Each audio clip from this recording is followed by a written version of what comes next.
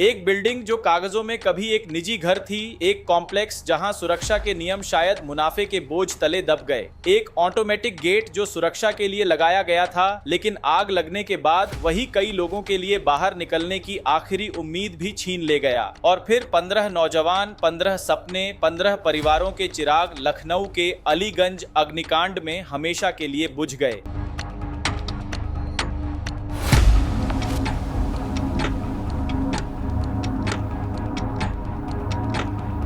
लेकिन सवाल सिर्फ इतना नहीं है कि आग कैसे लगी, सवाल ये है कि आखिर ऐसी परिस्थितियां बनने ही क्यों दी गई जिनमें आग लगने के बाद लोगों के पास बचने का रास्ता ही नहीं बचा। इस हादसे की जांच में जो पहला बड़ा तथ्य सामने आया है वो बेहद चौंकाने वाला है। जानकारी और आरोपों के मुताबिक इस बिल्डिंग का नक्शा साल 2014 में एक रिहायशी मकान के रूप में पास हुआ था, लेकिन बाद में इसे कमर्शियल कॉम्प्लेक्स के रूप में इस्तेमाल किया जाने लगा। सबसे हैरानी की बात तो यह है कि हाउस टैक्स रिकॉर्ड में आज भी यह बिल्डिंग रिहायशी मकान के तौर पर ही दर्ज है। लेकिन सवाल यह है कि अगर कागजों में निजी घर था तो कमर्शियल कॉम्प्लेक्स कैसे बन गया, और अगर बन गया था तो क्या किसी ने देखा नहीं या फिर सब कुछ देखते हुए भी अनदेखा किया जाता रहा। शुरुआती जांच में सामने आया कि पूरे कॉम्प्लेक्स में आने जाने के लिए सिर्फ एक गली जैसा रास्ता था, ऊपर मंजिलों तक पहुंचने के लिए संकरी सीढ़ियां थीं, किसी तरह का इमरजेंसी एग्जिट नहीं था, यानी अगर कभी भी कोई आपात स्थिति आती तो लोगों के पास निकलने के विकल्प बेहद सीमित थे।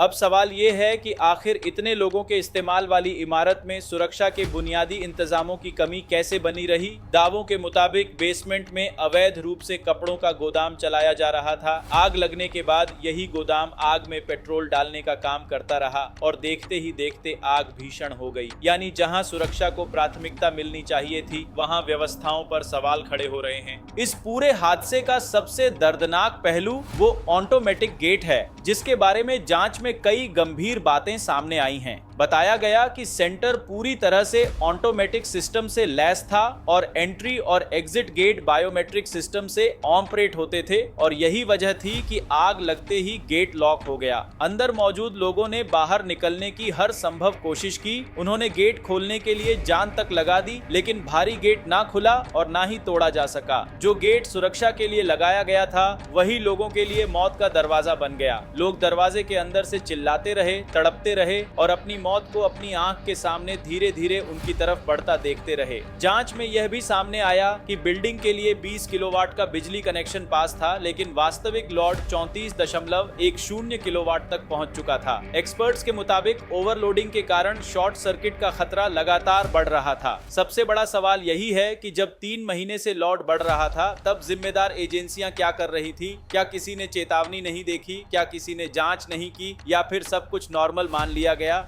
जो लोग इस हादसे में जान गंवा बैठे वो सिर्फ आंकड़े नहीं थे, वो किसी के बेटे थे, किसी के भाई थे, किसी की बहन थी, किसी के दोस्त थे। आज उनके परिवारों के सामने सिर्फ एक दर्द नहीं बल्कि कई सवाल भी खड़े हैं। सवाल यही कि क्या यह हादसा टाला जा सकता था, क्या सुरक्षा मानकों का पालन होता तो यह जानें बच सकती थी, क्या समय रहते कार्रवाई होती तो हालात अलग होते। हालांकि मामले में अब तक 4 लोगों की गिरफ्तारी हो चुकी है, 6 FIR दर्ज की गई है, 4 अधिकारियों को निलंबित भी किया गया है। लेकिन क्या इतना भर काफी है? क्या 15 जिंदगियों का हिसाब सिर्फ गिरफ्तारी और सस्पेंशन से पूरा हो जाएगा, या फिर उन सवालों के जवाब भी तलाशे जाएंगे जो इस हादसे की जड़ हैं? लखनऊ का अलीगंज अग्निकांड सिर्फ आग की कहानी नहीं है, यह उन सवालों की कहानी है जो हर बड़े हादसे के बाद उठते हैं और अक्सर समय के साथ दब जाते हैं। एक रिहायशी बिल्डिंग का कमर्शियल इस्तेमाल, सुरक्षा मानकों की कमी, इमरजेंसी एग्जिट का अभाव, बेसमेंट में चलने वाला गोदाम, ऑटोमेटिक गेट का लॉक हो जाना, बढ़ता बिजली लोड, इन सभी तथ्यों ने मिलकर एक ऐसा जाल तैयार किया जिसमें 15 जिंदगियां फंस गई। सच यही है कि इस अग्निकांड की लपटों में सिर्फ एक इमारत नहीं जली, इसके साथ कई परिवारों की उम्मीदें भी राख हो गई हैं। और अब सबसे बड़ा सवाल यही है कि क्या इस बार 15 बुझे हुए चिरागों को न्याय मिलेगा,